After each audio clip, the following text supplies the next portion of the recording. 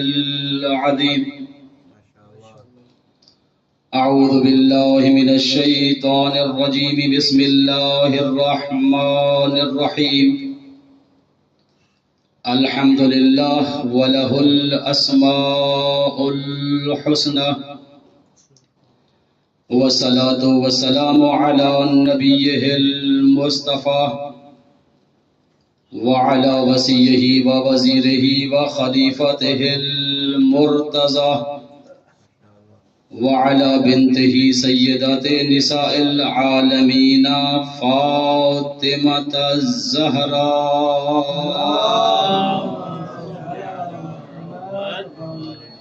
ورحمة الله على محبي الزهراء ولعنة الله على مبغضي الزهراء. أما بعد فقد قال الله تبارك وتعالى في كلامه الأعلى. بسم الله الرحمن الرحيم. يا أيها الذين آمنوا اتقوا الله وابتغوا إليه الوسيلة وجاهدوا في سبيله لعلكم تفلحون. درود پڑھیے پر محمد و آل محمد.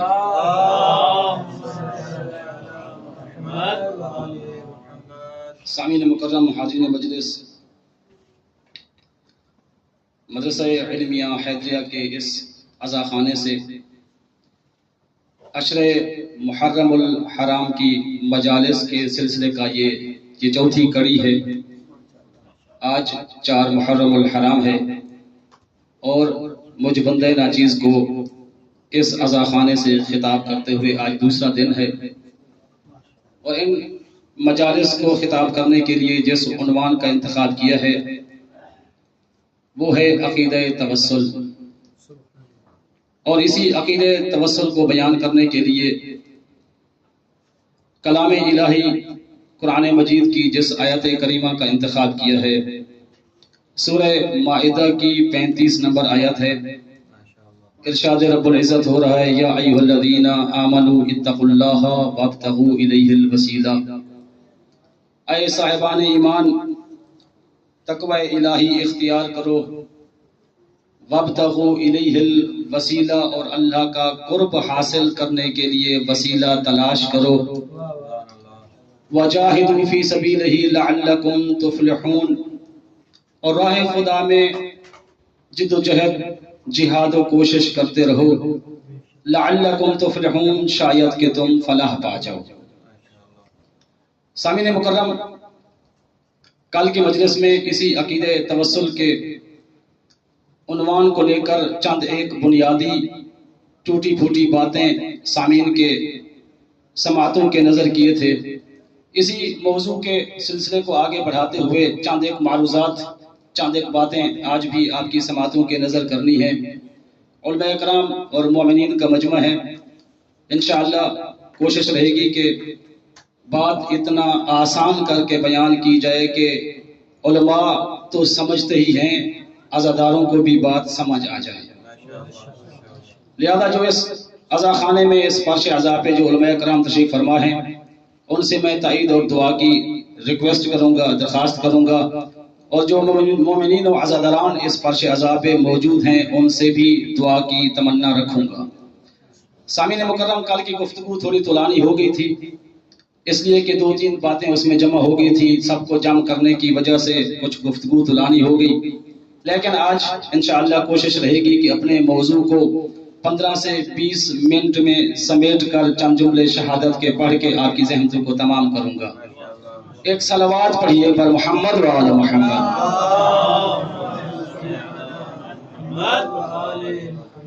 سامعین مکرم، عقیدہ توسل ایسا نہیں ہے کہ یہ وسیلے کا عقیدہ کسی ایک گروہ کا گھڑا ہوا عقیدہ ہو. توجہ ہے نا سب کی؟ ایسا نہیں ہے کہ اسلام کے مسالک میں سے کسی ایک مسلک کا گھڑا ہوا یہ عقیدہ توسل عقیدہ ہو، بلکہ جو لوگ قرآن کے ساتھ اپنا ارتباط رکھتے ہیں، جو لوگ قرآن مجید کے ساتھ اپنا تعلق رکھتے ہیں، جو لوگ اپنی تلاوت کا حصہ رکھتے ہیں قرآن مجید کو، اور قرآن مجید کا کم از کم اگر اس کے ترجمے پہ بھی اکتفا رکھتے ہیں، وہ لوگ بخوبی جانتے ہیں عقیدہ توسل کا تعلق فقط شیعہ سے نہیں ہے، عقیدہ توسل کا تعلق فقط سنی سے نہیں ہے، عقیدہ توسل کا تعلق کسی حنفی سے نہیں ہے، عقیدہ توسل کا تعلق کسی شافعی سے نہیں ہے۔ جو قرآن پڑھتے ہیں انہیں معلوم ہو جاتا ہے یہ عقیدہ توسل کسی ایک مسلک کا نہیں بلکہ پورے دین کا عقیدہ ہے، اس لیے کہ اللہ فرما رہا ہے وَابْتَغُوا إِلَيْهِ الْوَسِيلَةَ۔ قرآن کا حکم ہے، یہ دین کا حکم ہے، یہ اسلام کا حکم ہے، یہ اللہ کا حکم ہے۔ اور اگر میں اپنی عقیدت کے لفظوں میں اس آیت کریمہ کا ترجمہ کروں تو یقیناً آپ کو لطف بھی آئے گا اور آپ کی مودت اور عقیدت کو تسکین بھی پہنچے گی۔ سامعین مکرم، پروردگار عالم نے کیا ارشاد فرمایا؟ یا ایھا الذین آمنوا اتقوا اللہ وابتغوا الیہ الوسیلہ۔ اتنا یاد رہے کہ اس میں 3 لفظ ہیں۔ یا ایھا الذین آمنوا ایمان کا لفظ ہے، اتقوا اللہ تقوی کا لفظ ہے، وابتغوا الیہ الوسیلہ وسیلے کا لفظ ہے۔ اب میں اپنی عقیدت کے لفظوں میں ترجمہ کرنے لگا ہوں۔ گویا کہ پروردگار عالم کائنات کے انسانوں سے خطاب کرتے ہوئے یہ کہہ رہا ہے، اے انسان، اگر دنیا کا لالچ، زمانے کی ضرورتیں، خواہشات کا دھوکہ اور شہوات کی چڑیلیں اگر تمہیں مجھ سے دور کر دیں تو مایوس نہ ہونا۔ اے اللہ، کیوں مایوس نہ ہوں؟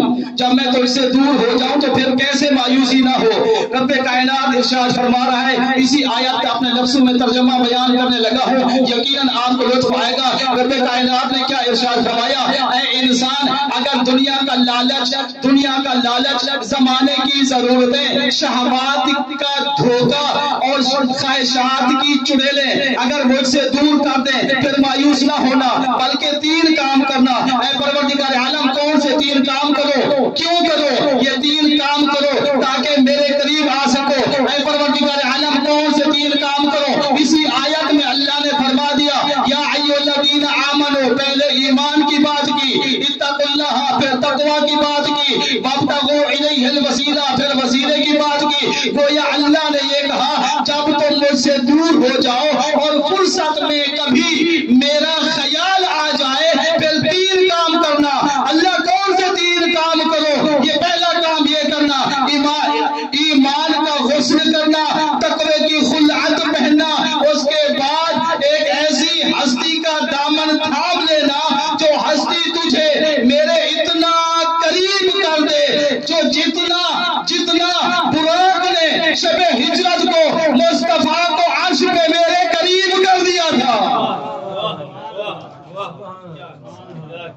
3 کام کرنا، یا ایھا الذین آمنوا ایمان کا غسل کرنا، اتقوا اللہ تقوی کی خلعت پہننا، وابتغوا الیہ الوسیلہ اور ایسی ہستی کا دامن تھام لینا جو تجھے میرے اتنا قریب کرے جتنا شب ہجرت مجھ سے عرش پہ قریب ہوا تھا۔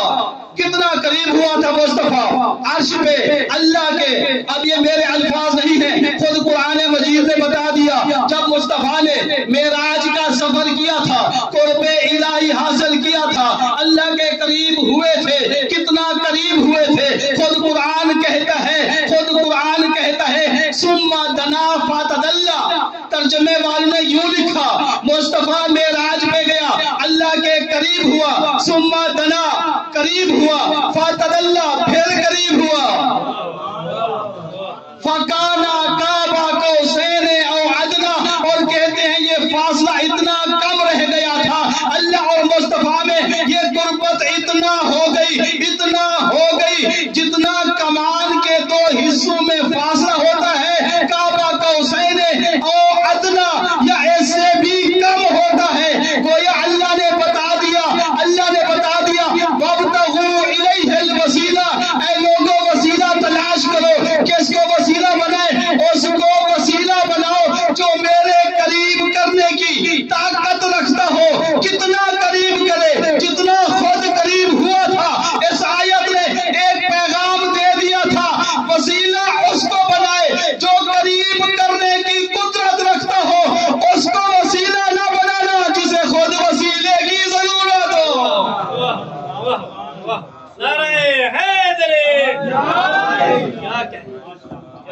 اس کو وسیلہ نہ بنانا، وسیلہ اس کو بناؤ جو تمہیں میرے قریب کرے، اس کو وسیلہ نہ بناؤ جو 20 دن کا چلہ کاٹنے کے لیے قبرستان میں بھیج دے۔ گویا کہ یہ واضح پیغام ہے، کسی داتا کو وسیلہ نہیں بنانا، کسی خواجہ کو وسیلہ نہیں بنانا، ان کو وسیلہ بنانا ہے جن کو اللہ نے وسیلہ بنا کے بھیجا ہے۔ وَابْتَغُوا إِلَيْهِ الْوَسِيلَةَ۔ سامعین مکرم، اگر ہم علماء متکلمین کی گفتگو کو دیکھیں، صلوات پڑھیے پر محمد و آل محمد۔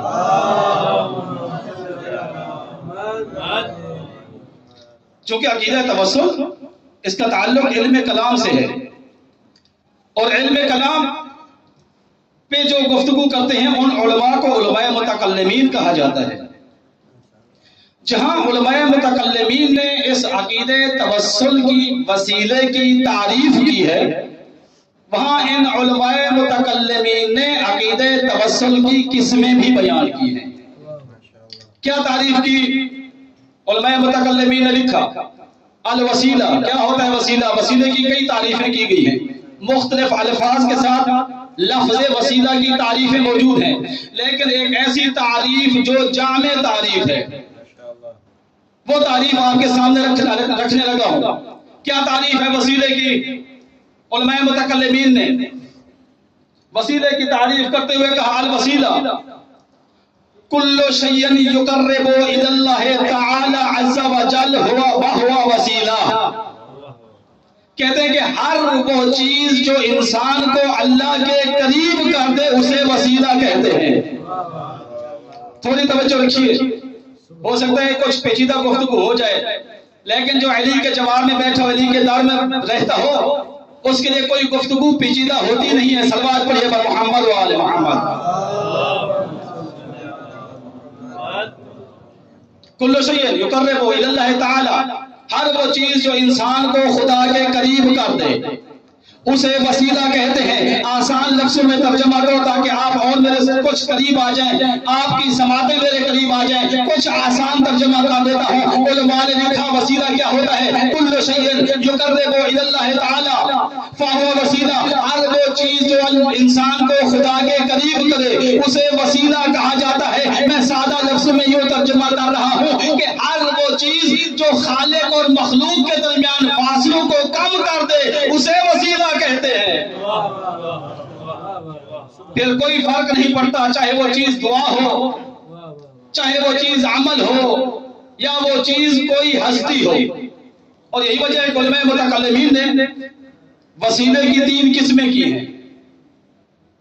3 قسمیں وسیلے کی: التوسل بالدعا، دعا کے ذریعے وسیلہ; التوسل بالعمل الصالح، عمل صالح کے ذریعے وسیلہ; التوسل بالازواج یعنی توسل شخصی۔ توجہ رکھیے گا، 3 قسمیں ہیں وسیلے کی۔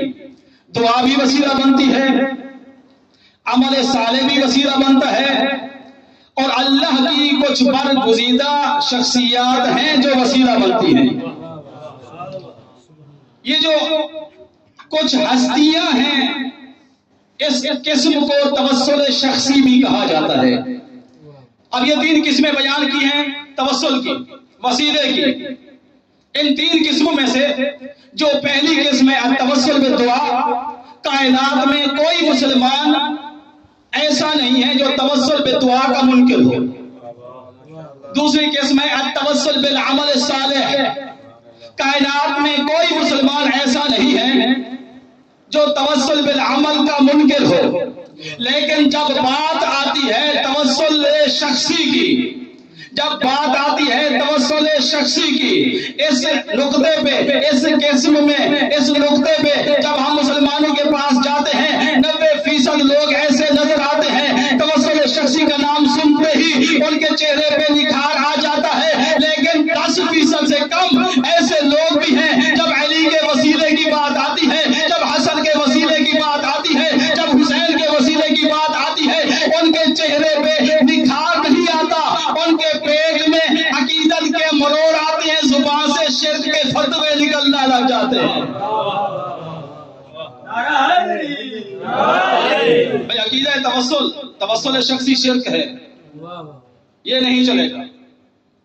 آئیے ہم جب ہمیں عقیدہ توسل کا درس خود قرآن نے دیا ہے تو کیوں نہ ہم قرآن سے ہی جا کر پوچھتے ہیں کہ یہ 3 قسمیں اسی آیت میں ملتی ہیں کہ نہیں. کیا قرآن نے کسی مقام پہ توسل شخصی کی نفی کی ہے یا نہیں؟ پھر پڑھوں گا آیت. بسم اللہ الرحمن الرحیم. یا ایھا الذین آمنوا اتقوا اللہ وابتغوا الیہ الوسیلہ. جب اس آیت کریمہ میں ہم غور کرتے ہیں، لفظ وسیلہ، علماء بیٹھے تائید کریں گے، لفظ وسیلہ پہ جب ہم غور کرتے ہیں تو ہمیں معلوم ہوتا ہے پروردگار عالم نے قرآن مجید میں لفظ وسیلہ مطلق لکھا ہے. توجہ نہیں کی آپ نے؟ علماء سے تائید چاہیے تھی. پروردگار عالم نے اس آیت میں لفظ وسیلہ علی نحو الاطلاق لکھا ہے، مطلقاً ذکر کیا ہے. نہ اس کی کہیں کوئی تخصیص بیان کی ہے، نہ کوئی تقیید بیان کی ہے، نہ ہی کوئی ایسا قرینہ ملتا ہے جس سے معلوم ہو جائے اس آیت کا تعلق توسل بالدعا یا توسل بالعمل سے ہے، توسل شخصی سے نہ ہو.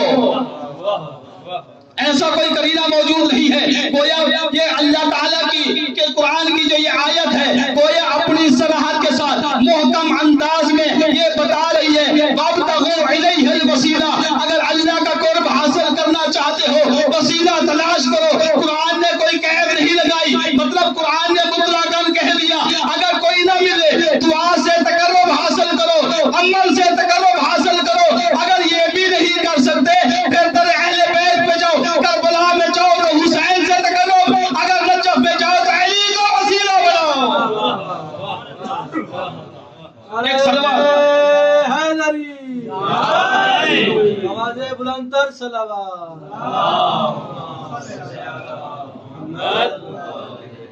کوئی قید موجود نہیں ہے. اور ہمارے ہم مکتب تشیع میں تو توسل شخصی پہ کوئی بات ہے ہی نہیں. ہم تو اس لیے گفتگو کرتے ہیں جو اس قسم کو توسل شخصی کو لے کر ہم پہ شرک کے فتوے لگاتے ہیں، ہم تو اس لیے موضوع چھیڑتے ہیں. ورنہ تو ہم عملی طور پر توسل شخصی کے قائل ہیں. ہم تو جن ائمہ کو مانتے ہیں ان ائمہ کے بارے میں لکھا گیا یہ ایسا وسیلہ ہے. اور جس زمانے کے جس امام کے زمانے میں ہم رہ رہے ہیں نا، ہم زندگی گزار رہے ہیں. آپ جمعہ کی نماز پڑھتے ہوں گے، جمعہ کی نماز میں خطبہ پڑھا جاتا ہے، جو پیش امام ہوتا ہے خطبہ پڑھ رہا ہوتا ہے، اس میں 2 سطریں ضرور پڑھتا ہے. باب یوم نہیں روزے کل ورا باب وجود ہی ثبتت الارض والسماء. ہم اس امام کو مانتے ہیں جس کے وجود سے کائنات کو رزق ملتا ہے، جس کے وجود سے کائنات باقی ہے. یہی توسل شخصی ہے. توسل شخصی اس سے ہٹ کر تو نہیں ہے. صلوات پڑھیے بر محمد و آل محمد.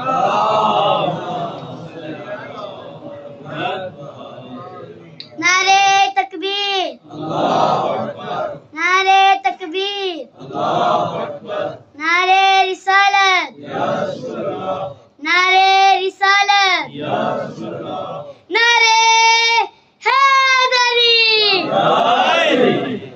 محمد والے محمد صلی اللہ علیہ.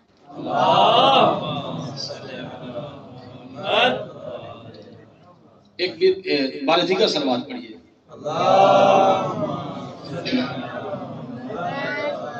تھک تھک کے صلوات پڑھتے بیٹھو خیر ہو گئے. بابا سے بلند صلوات پڑھیے.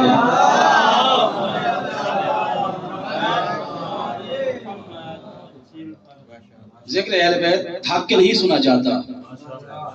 اور میں نے کہیں شاہ جی ایک جملہ پڑھا، کہنے والا کہہ رہا تھا کہ جب میں مجمع میں موجود خاموش افراد کو دیکھتا ہوں تو مجھے ڈر لگتا ہے. جب میں مجمع میں موجود خاموش افراد کو دیکھتا ہوں تو ڈر لگتا ہے کہیں میسم یہ نہ کہہ دے کہ میں زبان کٹا کے علی علی کرتا رہا، یہ زبان بچا کے خاموش بیٹھا رہا.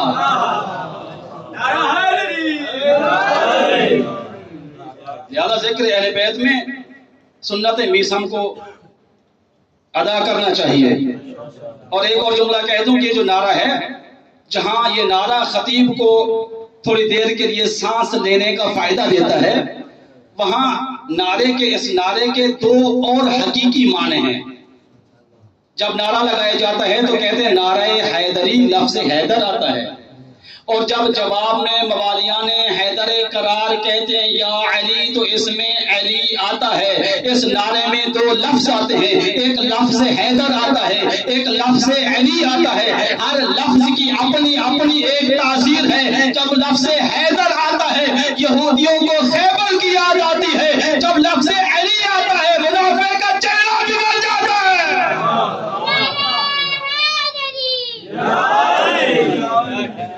یا علی یا علی۔ خطیب کو جو سانس ملتا ہے وہ اتفاقاً ہے، ورنہ یہ نعرہ منافق اور مومن کی پہچان کے لیے ہوتا ہے۔ صلوات پڑھیے بر محمد و آل محمد۔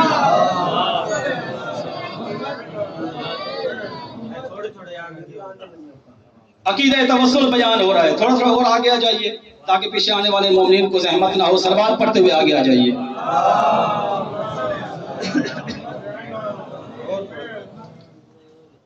عقیدہ توسل تین قسمیں ہیں عقیدہ توسل کی: توسل بالدعا، توسل بالعمل الصالح، اور التوسل بالازواج۔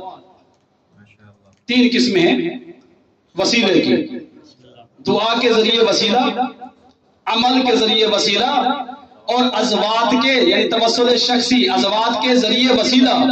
ہمیں تو کوئی حرج نہیں ہے وہ جو مانے یا نہ مانے، لیکن ہمیں اثر یہ پڑتا ہے جو وہ نہیں مانتے وہ تو غلطی کرتے ہی ہیں۔ دوسری یہ ہے کہ ہم پہ شرک کے فتوے لگاتے ہیں۔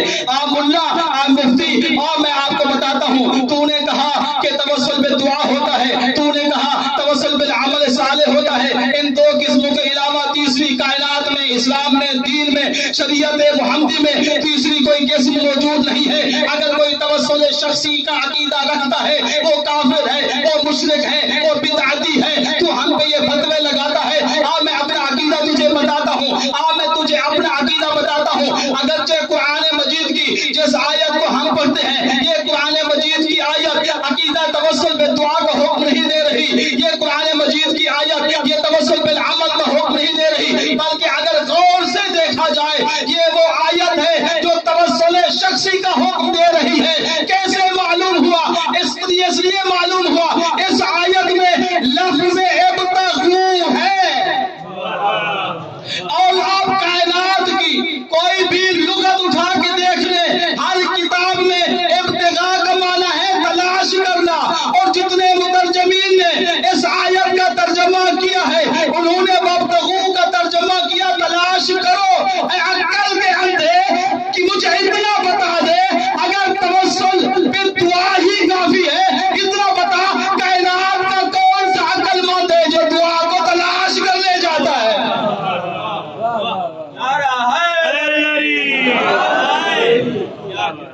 اللہ کہہ رہے وسیلہ تلاش کرو۔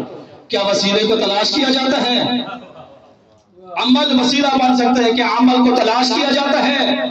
اللہ نے کہا وابتغوا الیہ الوسیلہ، جو میں نے وسیلہ بنا کے بھیجا اس وسیلے کو تلاش کرو۔ وہ کون سا وسیلہ ہے؟ اگر آپ اسی آیت کی تفسیر روائی اٹھا کے دیکھ لیں، فرق بتاتا چلو۔ تفسیر روائی کیا ہوتی ہے؟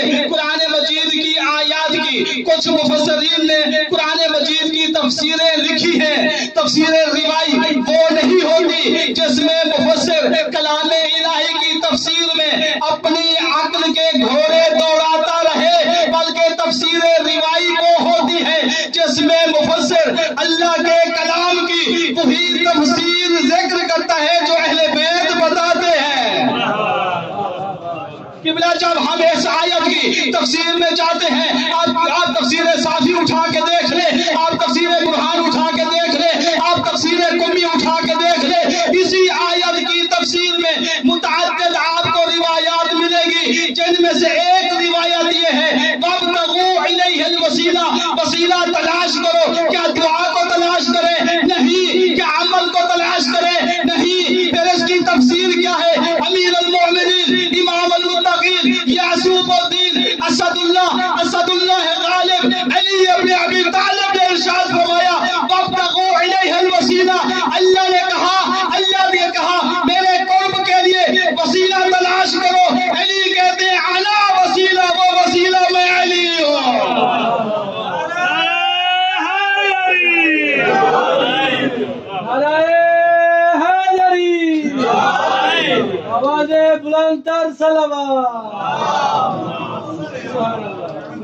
انا الوسیلہ، وہ وسیلہ میں ہوں۔ اے ملا یاد رکھنا، اے مفتی یاد رکھنا، تم دعا کو وسیلہ سمجھتے ہو، تم عمل کو وسیلہ سمجھتے ہو، تم توسل شخصی کو نہیں مانتے۔ ہماری عقیدت کی دہلیز عبور کر کے ہمارے پاس آ کر دیکھو تو ہم بتائیں ہمارا عقیدہ یہ ہے کوئی دعا تب تک قبول نہیں ہوتی جب تک علی کا وسیلہ لا دیا جائے۔ ارے تیری دعا وسیلہ کیسے بنے؟ یہ دعا تو خود وسیلے کی محتاج ہے۔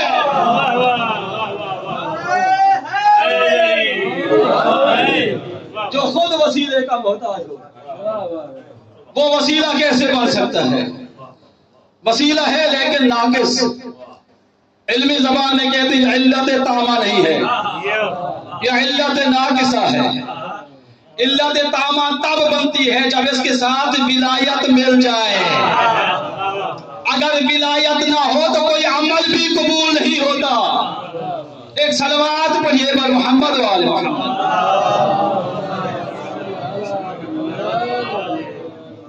نعرے تکبیر، نعرے تکبیر، نعرے رسالت، نعرے رسالت، نعرے حیدری، محمد والے محمد صلوات۔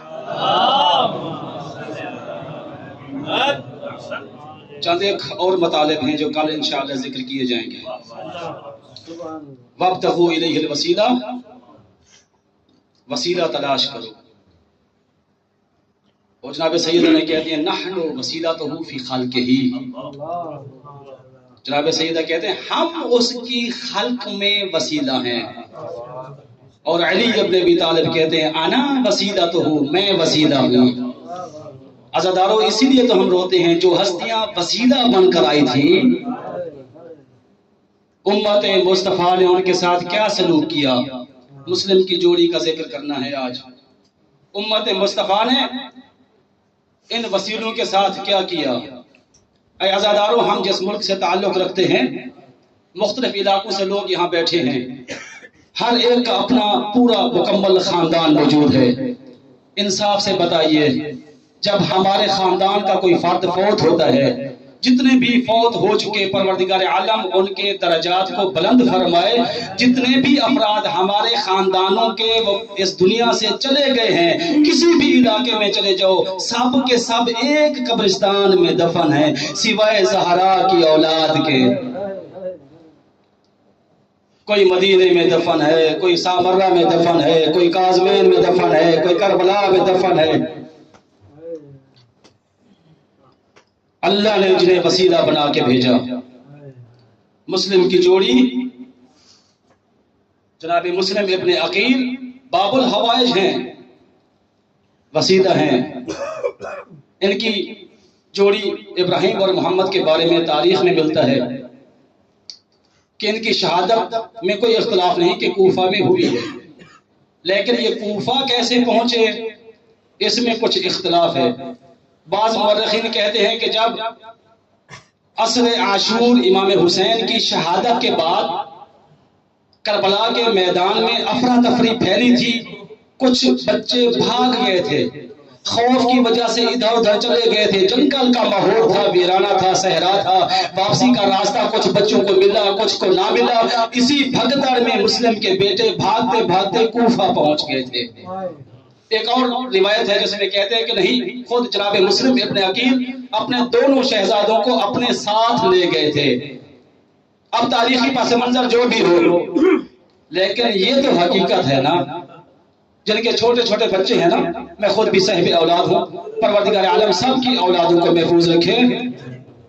یہ تو حقیقت ہے نا کہ مسلم ابن عقیل جس انداز سے کوفے پہنچے تھے، کئی دن بھاگتے رہے، کوفہ سے باہر کا راستہ نہ ملا، ساری رات کوفہ سے باہر نکلنے کے لیے بھاگتے رہتے، جب صبح ہوتی تو دیکھتے جہاں سے بھاگے تھے اسی مقام پہ کھڑے ہیں۔ روایات میں ملتا ہے قاضی شرح کے گھر میں پناہ لیے ہوئے تھے، اور ابن زیاد کو جب معلوم ہوا مسلم کے 2 بیٹے بھی ساتھ آئے تھے، اس نے اعلان کر دیا جو مسلم کے 2 بیٹوں کو میرے پاس لے کر آئے گا اسے 2000 یا 5000 کا انعام دوں گا۔ روایات میں اختلاف ہے، 2000 یا 5000 کا انعام دوں گا۔ قاضی شرح اپنے گھر میں گیا، اس کی پناہ میں تھے یہ بچے، ان سے جا کر کہا اے مسلم کے یتیموں، اے مسلم کے یتیموں، اب کوفہ کے حالات ابتر سے ابتر ہو گئے ہیں، تمہارا بابا مارا گیا ہے، اب تم یتیم ہو گئے ہو، اب اتنی بات یہ بھی جان لو اب تمہاری بھی جان محفوظ نہیں ہے، میں کیا کروں، میں کیا کروں؟ کہا کہ جو تو نے کرنا ہے کر۔ قاضی شرح نے کہا میں ایسا کرتا ہوں، میں نے سنا ہے کوفہ کے مین دروازے پہ ایک قافلہ بیٹھا ہے جو مدینہ جا رہا ہے، میں کسی ذریعے تمہیں قافلے کے ساتھ ملا دیتا ہوں، تم قافلے کے ساتھ مل کر مدینے واپس چلے جانا۔ اے ارباب عزا، اس نے اپنے بیٹے کو کہا رات کی تاریکی میں ان بچوں کو کوفہ کے مین دروازے میں لے جاؤ۔ جب اس کا بیٹا ان بچوں کو لے کر کوفہ کے دروازے پہ پہنچا، ان کے پہنچنے سے پہلے وہ قافلہ جا چکا تھا لیکن دکھائی دے رہا تھا۔ اس قاضی کے بیٹے نے کہا اے بچوں، وہ دیکھو قافلہ جا رہا ہے، جلدی سے بھاگ کر اس قافلے کا حصہ بن جاؤ، مدینے پہنچ جاؤ گے۔ اے ارباب عزا، ہمارے بچے تو نہیں تھے نا جو بھاگنا بھی جانتے ہوں، جو دوڑنا بھی جانتے ہوں، یہ تو رقیہ کے لال تھے، ارے یہ کتنا بھاگتے۔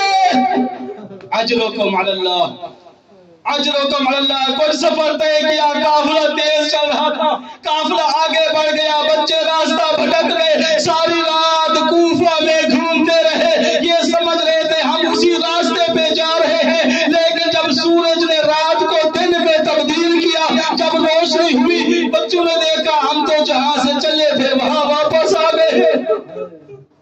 اجرکم علی اللہ۔ بڑے خوفناک حالات تھے۔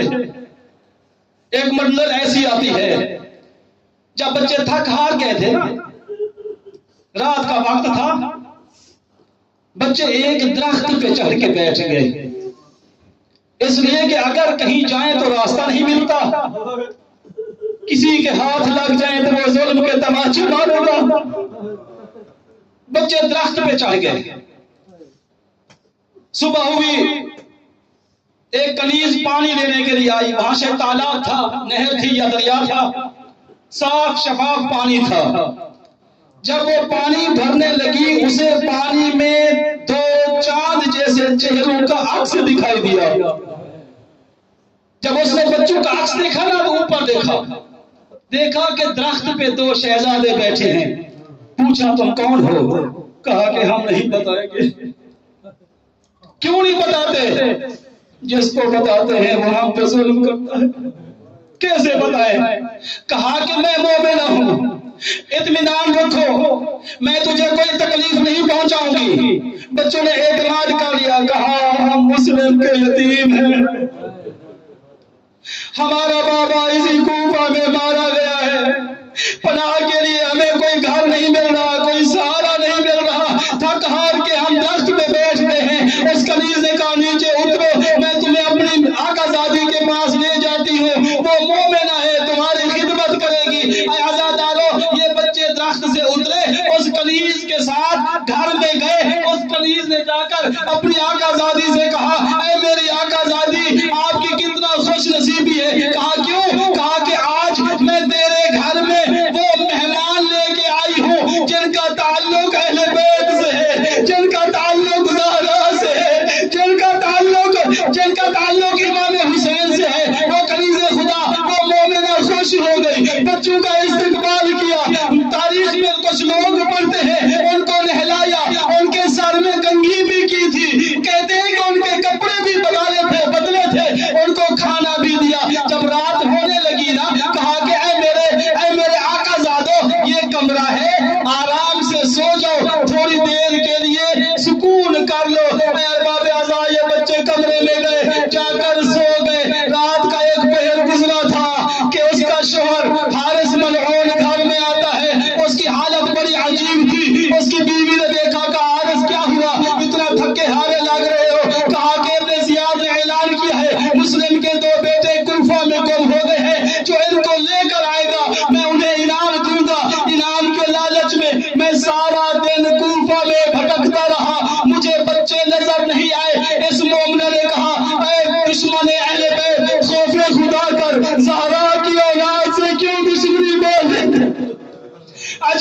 اللہ اس نے اپنی بیوی کو ڈانٹ دیا، خاموش کرا دیا اور آرام کرنے کے لیے اپنے کمرے میں چلا گیا۔ اے ارباب عزا، یہ ابھی سویا ہی تھا کہ ساتھ والے کمرے سے رونے کی آواز آئی۔ رونے کی آواز اس لیے آئی، دو بھائی ایک ہی بستر پہ ایک دوسرے کے گلے میں باہیں ڈال کے سو رہے تھے۔ چھوٹا بھائی بیدار ہوا، بڑے بھائی کو جگایا، کہا بھیا جاگو۔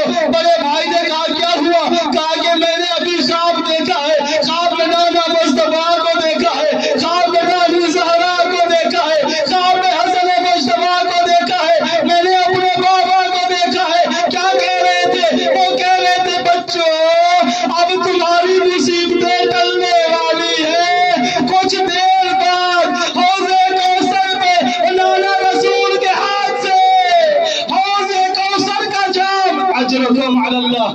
آخری جملہ عزادارو، آخری جملہ عزادارو، یہ آواز اس کمینے نے سنی، وہ اٹھا اور اپنی بیوی سے پوچھا کس کی آواز آ رہی ہے؟ کہا کہ ہمسایوں کے بچے رو رہے ہوں گے۔